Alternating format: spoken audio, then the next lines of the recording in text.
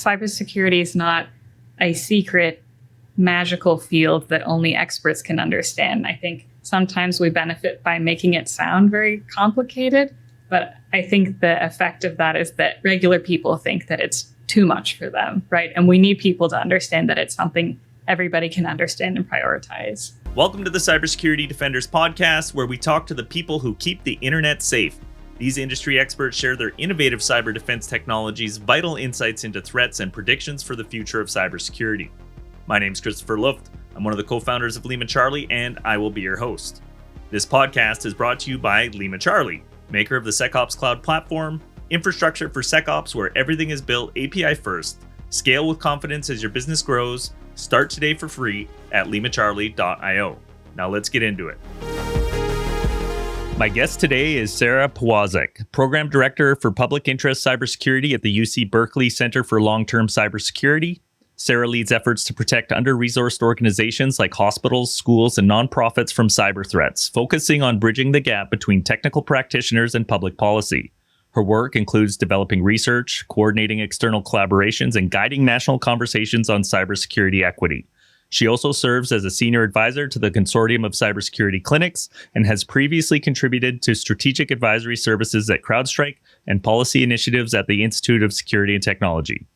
Thank you so much for being with us on the show today, Sarah. It's a real honor to have you here. Yeah, absolutely. Thanks for having me. I'm always interested in how people found their way to a career in cybersecurity. How did this all come about for you? Yeah, I love that question. It was an accident for me, I'll admit. I was studying technology policy in school. I was really interested in the way in which technology interacted with society and daily life. I actually, after that, went into city council. So my first gig out of school was taking meeting minutes and learning the lay of the land and working on issues from homelessness to mesh internet networks and municipal broadband. So I got a really broad set of experience and then wanted to go back into technology policy, see how I can make my mark, and landed in cybersecurity. My background's actually in privacy and biometrics. So I think I always bring a lens of how is this being used on the ground? How are people actually reacting to it? What are some of the lived harms that can come about? And how can we work to prevent those as technologists and sort of bake in that sort of safety in cybersecurity? It sounds like you've always been very civically minded. Was there an inspiration or something that drove you towards that? Or was it just like innate in who you came into this world as?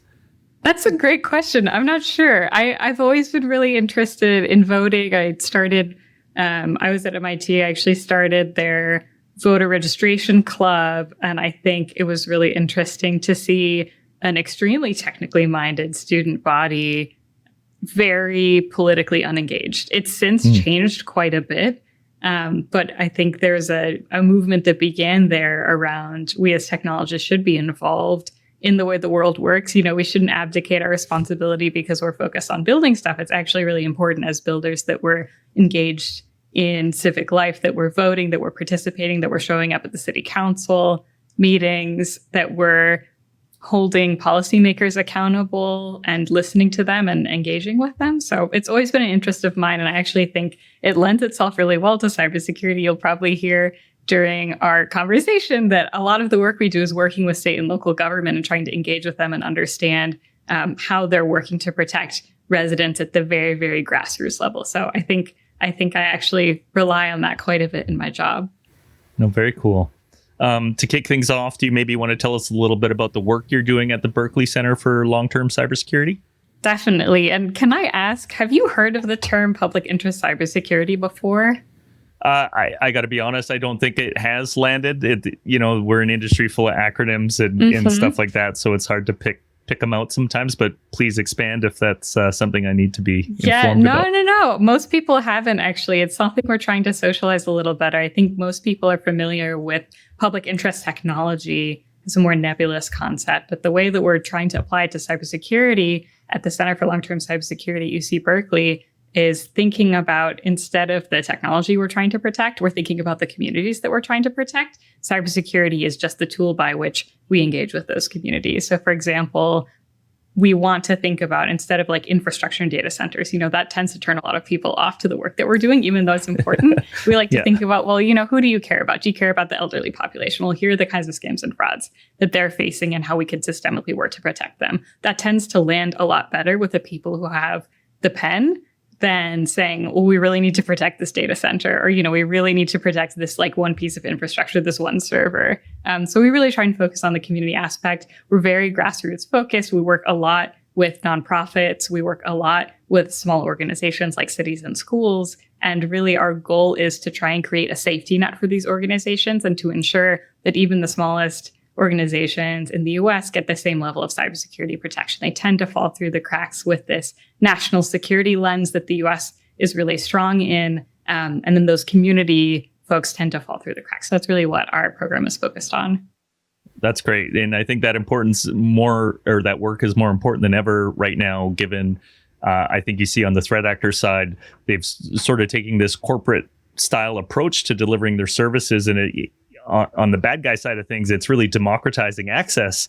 And so you see that the smaller and smaller targets, as far as outcomes are worth their while to go pursue. So, I just had a call with my mom last night about getting her set up with 2FA because she's got some weird emails from somebody. And I'm like, don't click anything, go to the app store. Mm-hmm. This is what we're going to do. So, So I think we're here today specifically to talk about a report you published titled The Roadmap to Community Cyber Defense, a Path Forward from the Cyber Resilience Core. Can you give us a high level on what the report is and what's the intended impact? Definitely. So like I was saying, we're really focused on sort of the largest threat actors, the largest targets. We talk a lot about big game hunting. We talk about Colonial Pipeline. There's these huge, massive attacks that have real impacts on people. And then anything short of that doesn't usually make the headlines. So we have a ton of schools, a ton of nonprofits, a ton of cities that are constantly being hit with really low-hanging fruit cyber attacks, and they just don't have the resources to defend themselves. So we're really focused on trying to create a coordinated strategy for those organizations, and we call it the Roadmap to Community Cyber Defense. And we're trying to put together a path forwards for these small organizations. They might not have a lot in common beyond being small and being under-resourced and under-invested in cybersecurity, but they face very similar challenges. They can't do the basic cyber controls. They have very small budgets. They don't have the in-house talent to understand what it is they need to make changes to. And like you said earlier, they're very frequent targets. They make great targets. They get caught up in automated attacks. They have credentials leaked online. They get scooped up. A lot of folks think, I'm a small nonprofit. No one cares. No one's going to hit me. Why would they want me? I don't have any money. And the reality is that's not how threat actors think. They scoop up credentials and then they go hunting to see who it belongs to. And they'll squeeze anyone they can. So we're really we're fighting an asymmetric battle, right? Very low resources. And like you said, the attacks are getting easier and easier. And they're not particularly sophisticated attacks. Like, we're still really trying to get folks to do those basic cybersecurity controls that CISA recommends. Yeah, and I've actually done a lot of work with nonprofits throughout my career, and I will say that, I've never seen one well-resourced. They have a lot of high turnover, shared credentials, all kinds of poor practices that just enable them to get through the work they're doing. They're not thinking about a bad guy from Russia coming in and locking up their computers and extorting them. They're just trying to deliver the service in the community and make that change in the world. So, yeah. One of the things we do in the report is challenge whether or not they should have to worry about Russia, right? Like, we've set up a system in which most enterprise tools require a cybersecurity expertise to secure, right? Even your Google Enterprise, your Microsoft 365, you have to go find a configuration guide. You have to know which settings you should turn on and off. Most folks don't have that knowledge. And I might argue that small nonprofits with low budgets, they're never going to have that knowledge. So given that, what can we do as a field, and what sort of policies can we recommend to help plug those gaps, instead of saying, well, either we're screwed because nonprofits are never going to figure it out, or we should just make fun of them, or we should shame them because they don't have this knowledge. It is we are in this field, so we know it, but most people, they have bigger fish to fry. They have to make sure that they have the budget they need, they can keep hiring the staff they need to deliver their mission critical services. Yeah. So in the report, and I think you alluded to it earlier in this conversation, there's some alarming statistics. So like 67% of healthcare facilities globally were hit by ransomware. Schools saw a large increase in incidents recently. And so we know understaffed, under-resourced. What do you see as the most critical vulnerabilities for these community organizations? Yeah, you mentioned you work a lot with nonprofits, so I'll zoom in on them for a bit. We did a survey with nonprofits based in the Bay Area to try and better understand the threats that they were facing. And we found that 75% of them collected Social Security numbers. So there's like a massive trove of data that's very sensitive, that's very lucrative for threat actors.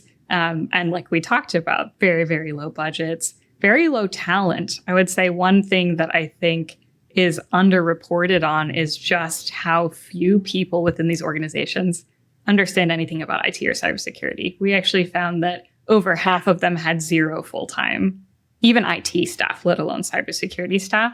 And the ones that did had a ratio of about 1 full-time IT staff to 100 employees. So even those that do have some tech expertise, I mean, just the amount that they're expected to do for a small organization is pretty massive. You referenced the cyber poverty line. Is this what you were alluding to with that term? A little. Is that a term that you hear tossed around quite a bit? Because I definitely hear it, on the main stage. No, I have heard it at some point along the way, but it was in reading your report that it sort of came into my focus here. I have mixed feelings about the term cyber poverty. I think that the term cybersecurity is really unemotional. Mm-hmm.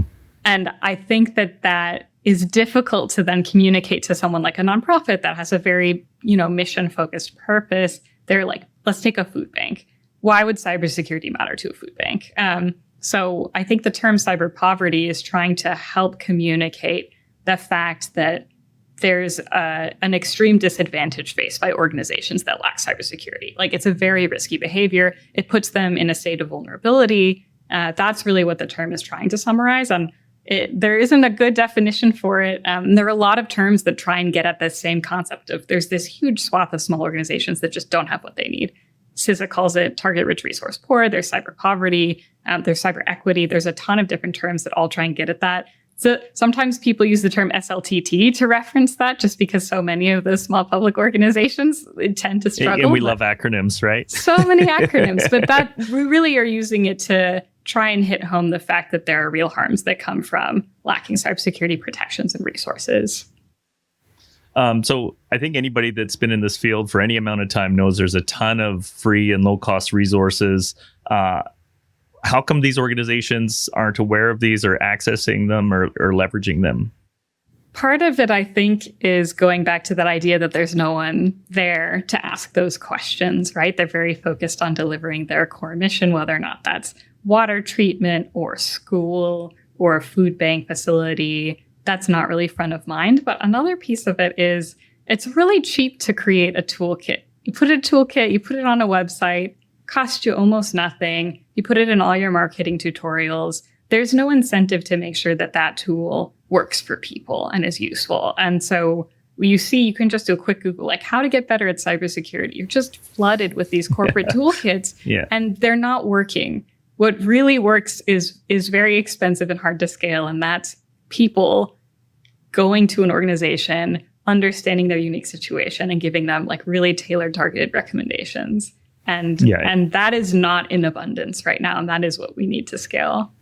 And that is a challenge, right? Like every organization has a different surface area, different technology, and So one of the proposed solutions that you have is a co-responsibility model for cybersecurity. Can you elaborate on what this means in practice? I'd love to. This is a concept that we thought up around trying to explain why we're recommending certain things and not others. I think there's a set of recommendations you can come up with that says small organizations should be better. They should do these things that everybody does. They should do these 10 baseline cyber maturity controls, and it would fix everything. And if we could just get them to do that, then we'd solve it. And we keep saying that over and over again. It keeps not happening. And so we're trying to, as academics, we love writing papers that shift people's framework of how to talk about different policy problems. And this one is, let's rethink what we expect the end user and the end organization to be responsible for. And we use cars as a metaphor. Anyone can drive a car. If you learn how to drive a car, you can drive a car. You don't have to know anything about how an engine works. You should change a tire, but you can still drive that car and know nothing about it. And you can't do that for cybersecurity. And yet we're all expected to be cybersecurity experts the way we're all expected to be able to drive a car. And we are challenging that expectation. I think some amount of responsibility for cybersecurity is really important. And we say that in the paper. We actually make a chart, what should be required and what shouldn't be required for small organizations. And we do think that they should be responsible for understanding the risk and understanding how to invest in the right protections for that risk. But we don't think that they should have to be cybersecurity experts. Like, we're talking about small organizations that will never have the budget to be able to hire full-time talent in IT and cybersecurity. We have to create an ecosystem that they can thrive in without having that full-time assistance. And so we have to start thinking about the expectations that we're placing on them. So that's really the framing of the co-responsibility model, is a shared responsibility between the organizations and policymakers and enterprise security businesses that are producing the products that they use to understand, what's a reasonable expectation for them. It might be too much detail for conversation, but I'm curious, what responsibilities do you think community organizations retain versus what should be shifted to others? Great question. Going with the car metaphor, we say community organizations should keep one hand on the wheel. So they should be responsible for understanding cybersecurity risk and seeking and advocating for solutions to those risks. So this is like CEO, board level, anyone, the way they will handle any risk, like an earthquake or PR. That is something that all organizations do regularly to stay afloat. And we think cybersecurity does belong in that realm. We argue that they should not be responsible for being cybersecurity experts or hiring in-house cybersecurity experts. So it really is about cybersecurity needing to be baked into the systems that they're already using, and not an unfunded mandate, is how some organizations described COVID, because they were suddenly forced to move all of their services online, but they had no resources to protect the information that they were now getting and storing online from bad actors. And so we don't want cybersecurity to feel like an unfunded mandate for people. We want it to be baked in the way that other risks are handled at the C-suite level. Oh, that's interesting. So I wonder what that looks like in practice if we're talking about like Chromebooks that are these very thin clients that have a more managed system, or, a closed ecosystem like Mac or something like that, which do get viruses, by the way. But I feel like you'd need a more controlled end-to-end environment, which would really dictate the kind of technology they'd be able to use in the organization. Yeah, I think that's a good point. And certainly some companies have said, well, the only way we can do that is if you use our full stack, right? But there's also interoperable things that we can do with cybersecurity. So, for example, like schools almost overwhelmingly use Microsoft and Google. If Microsoft and Google made MFA required for administrative accounts across those products for schools, we would greatly help a large number of defenses at schools for like low-hanging fruit cyber attacks that could have been prevented with something as easy as MFA. That is something that both companies are working towards, so I'll give them a shout out for that. But this idea about secure by design and secure by default, that can happen regardless of what platform people are on, especially if these few big actors start taking decisive action. Oh, great. Yeah, great point. And I'm in the camp that I think everything should be MFA by default. So yeah. It's a it would solve a lot of though. problems. Yeah. There's a lot of barriers there, but it would do a lot of good. And I think that we're trying to form the basis for that argument, which is we're the only ones that can do that, right? Like the large tech companies have to do that because the end users are never going to get to a point where they will always know to turn that on. Hey, it's Nicole from the LimaCharlie marketing team. Many security teams deal with tool sprawl, dozens of different solutions that create gaps in visibility and slow down response times. Our SecOps Cloud platform consolidates your security stack into a unified platform where everything works together. LimaCharlie gives you comprehensive endpoint visibility and automated response capabilities in milliseconds instead of minutes, so you can stop threats before they spread across your environment. Try our scalable infrastructure for your security services for free at LimaCharlie.io. Okay, so in the near term, like 2-3 years, you recommend scaling free and low-cost cybersecurity services and strengthening cyber volunteering programs. What are some of the biggest challenges to doing that well? I can imagine liability, matching clients with volunteers, getting people to volunteer, sustaining that momentum without, capital injection. How do we get there? I think we're at a really critical point in cyber volunteering where there's a handful of models that have emerged over the last couple of years that have proven to have a lot of bite. Like they're really successful in small regional areas. And so our biggest challenge is, can we create more of these cyber volunteering groups? Can we help them connect and share best practices, like you mentioned, liability, so that we can create a safety net in which any organization in the US can find a volunteering organization to help them with some of the basics. So there's a few different models. Cybersecurity clinics is one that we're heavily involved in, where we train university students to do maturity assessment. It's like we said, even some of the basic cybersecurity controls that people don't know about, students make great teachers and they get work experience by working one-on-one with a client. We have over 33 clinics in the US so far. So one of our goals is, can we expand the number of those clinics across the US, and can we help them coordinate with other counterparts? So state governments are starting to create state civilian cyber corps programs where maybe the National Guard or the Emergency Management Department will have a set of volunteers that they can deploy for an incident response at a school or a city. Can we coordinate the clinics with those programs? So that's really one of our recommendations, is we need to start working together. We don't need a national centralized cyber volunteering group. I think the local trust networks that some of these groups build within a state or a county are really, really valuable. It's one of the reasons why they'll open their doors to them first. But we need more of them. We need them to be better coordinated, especially if we're going to reach the scale that we're going to need in the next few years, where small organizations have someone to call, they have someone to pick up the phone for. I love that. The cyber core, I guess that's probably a good model for state and regional governments to build these support systems. Were there other successful models that you studied? Yeah, the cyber clinics was one of them. And we actually in the report included a guidebook intended for state leaders to learn more about these programs. I think we're at a moment of cybersecurity decentralization. There's a lot of responsibility being pushed to states, and some of them are more ahead than others as far as developing these sorts of regional defense programs. So we created this guidebook within the report that has case studies on the 3 major types of cyber volunteering organizations. So the first is cyber clinics, like I mentioned, focused in academia and higher education, including 2-year colleges as well.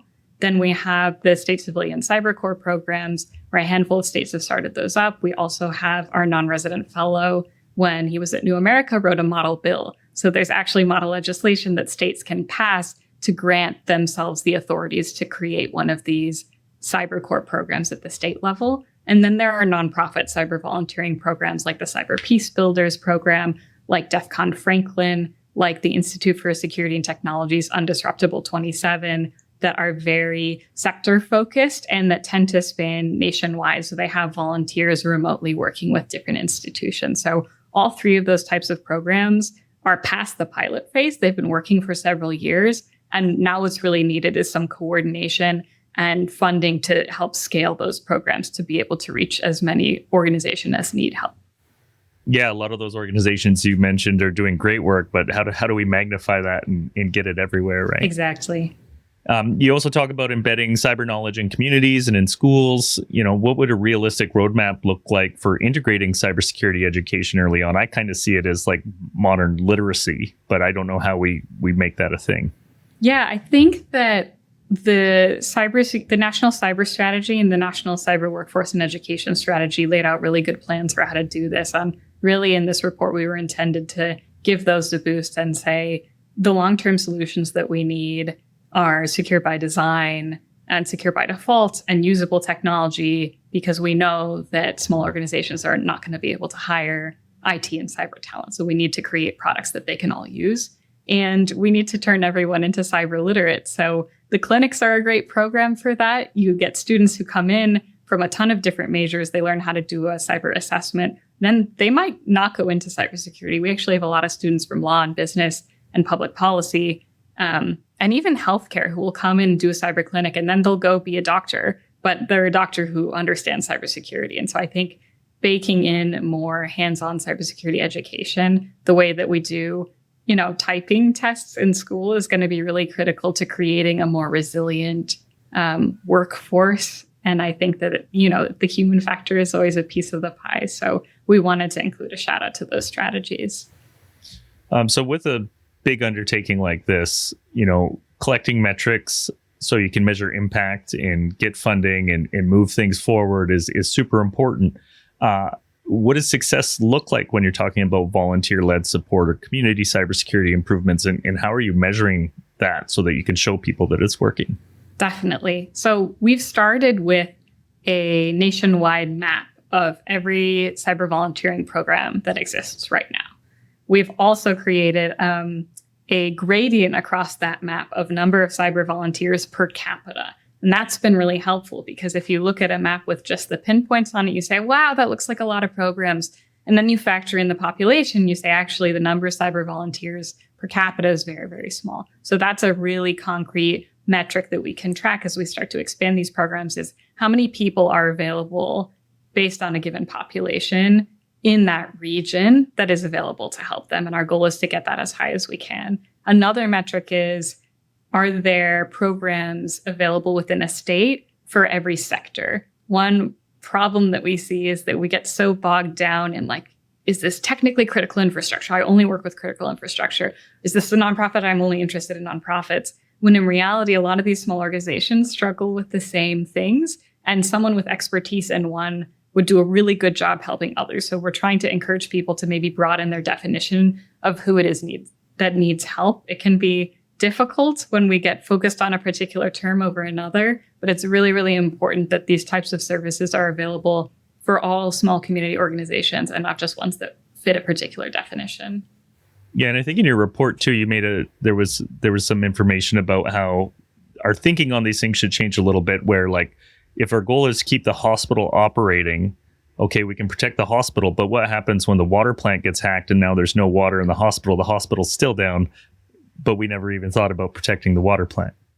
Yeah, absolutely. And my friend Josh Gorman at IST does great work on this. His program is focused on water, but it's water and hospitals and the city. So he really understands the fact that all of these are interconnected. So I think seeing more of that, right? Let's expand from one particular industry because they're all working together. And again, if people can't get food, does it matter if the gas is out? Yes, but there are levels here that I don't think a lot of people are considering, especially with some of the small organizations. People don't realize that when the city gets hit with ransomware, they can't get married and they can't pay their electric bill and their court case is stopped and maybe they can't reach the EMS service. So a lot of our definitions around what's important and what's critical need to shift a little bit. Right. So what do you think the key levers are, pressure points? We talk about policy, funding, tech innovation, public awareness. Which of those or others I didn't mention do you believe will generate the most impact?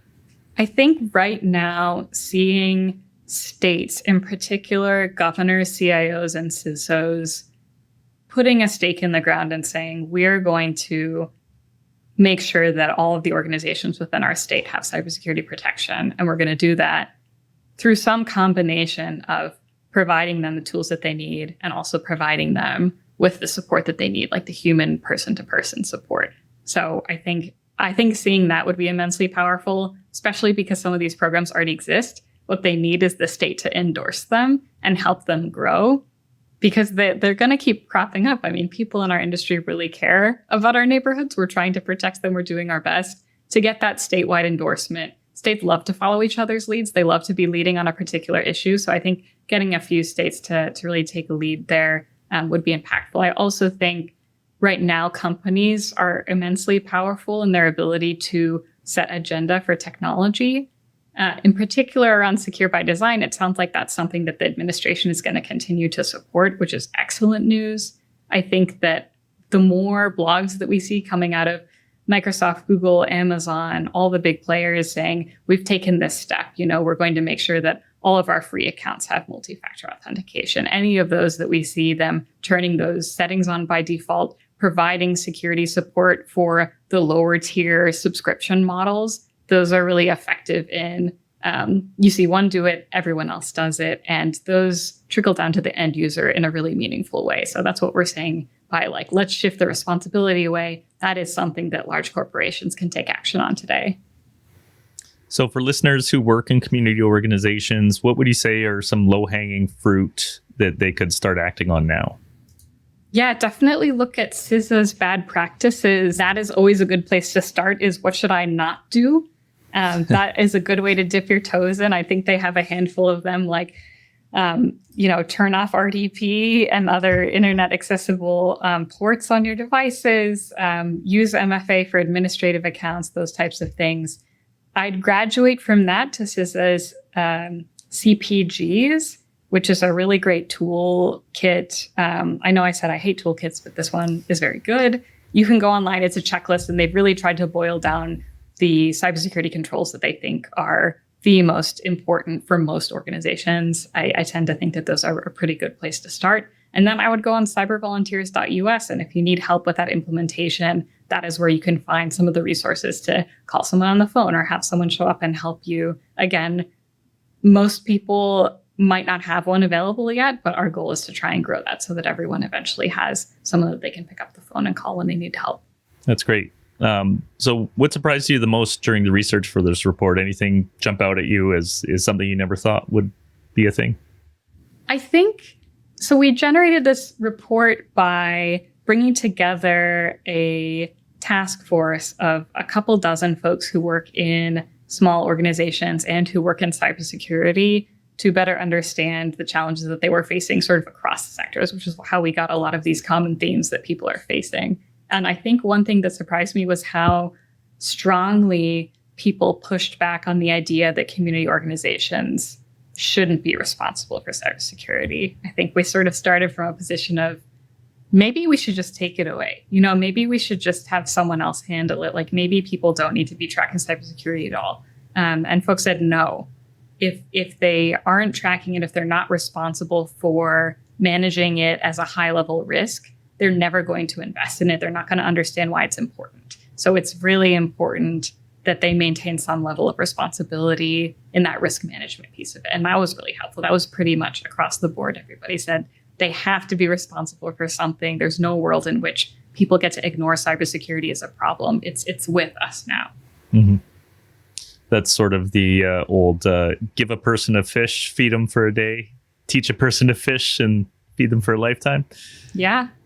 And that's something everyone can manage risks. Everybody can assess whether or not something's a threat to their business. Cybersecurity is not a secret, magical field that only experts can understand. I think sometimes we benefit by making it sound very complicated, but I think the effect of that is that regular people think that it's too much for them, right? And we need people to understand that it's something everybody can understand and prioritize. Yeah, and I think the industry itself is probably a little guilty. I know in the early days, we call ourselves wizards and things like that. So it probably does seem like magic, right? Yeah, we got to break that down. It's not helpful right now. Yeah. Are there allies or partners you see as underappreciated in the space? Who needs to be at the table but often isn't? I'll give a shout out to Consumer Reports. I think cybersecurity tends to be our own little club. And you wouldn't think that folks like Consumer Reports would be really active in the space, but they've been amazing. And they have a tool called Security Planner where it's really targeted at individuals. Anyone can go online and you take a quiz. And it's really easy. What devices do you have? What are you worried about? And then they give you some advice for how to secure yourself. And it's not just cybersecurity. It's sort of, also privacy, a little bit of trust and safety. And I really appreciate how they're able to take these concepts of digital risk and expand them outside of cybersecurity. I think anybody who's able to make it more accessible to people without literally using the word cybersecurity, which we talked about is not my favorite term. I think that's super powerful. And I point people to their tool all the time. So I think they're doing great work. And I think I'd love to see more people try and combine some of these tech policy fields that feel very siloed right now, but actually, we do a lot of similar work. Oh, that's great. I'm going to send that to my mother to follow up on our MFA conversation last night. You absolutely should. Yeah. All right. So this is the last one I have for you. It's the one I ask of everybody that comes onto the show. It can be as wide or as narrow as you want. Do you have any predictions for the future of cybersecurity?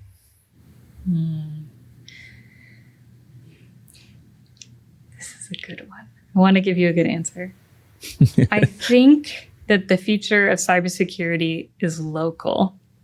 I think that historically in the United States, it's been something so inextricable with the way that we deal with national security issues that it's epicentered in DC. It's something that only people who have a contact in the National Security Council can really work on. And I think we're seeing that technology is mainstream enough that it's everybody's problem now, but the solutions haven't scaled to everybody the same way that technology has. So I really believe in these types of programs like cybersecurity clinics, like the Civilian Cyber Corps, that are really local, that are just creating trust networks between the Small Business Association and county officials and the state government.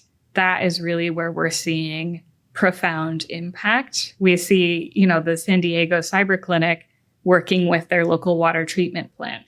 Those are the types of collaborations that really outlast administrations. And so I think to the extent that we can build in that local and regional infrastructure, we as a nation will become a lot more resilient to the new way that cybersecurity is starting to impact our infrastructure, right? They're not going after just the federal government. Everybody is at risk. And so we need solutions that are regionally accessible to almost everybody in the country. Awesome. For anybody that wants to learn more or get in touch with you, what's the best way to reach out? Yeah, you can go to our website at cltc.berkeley.edu, which has our contact information. And if you're interested in learning more about cybersecurity clinics and other cyber volunteering programs, you can go to cybervolunteers.us. Awesome, Sarah. Thank you so much for coming on the show. This was a really informative and great conversation to have. Yeah, thanks for having me. It's been a pleasure, Christopher. All right. Take care. Thanks. And that brings us to the end of another great conversation. You can support our show by sharing your favorite episode with a friend, subscribe, give us a rating, or leave a comment on your favorite podcast platform. If you want to be part of the conversation, you can join our community forum at community.limacharlie.io. Thanks for listening in, and we'll see you on the next one.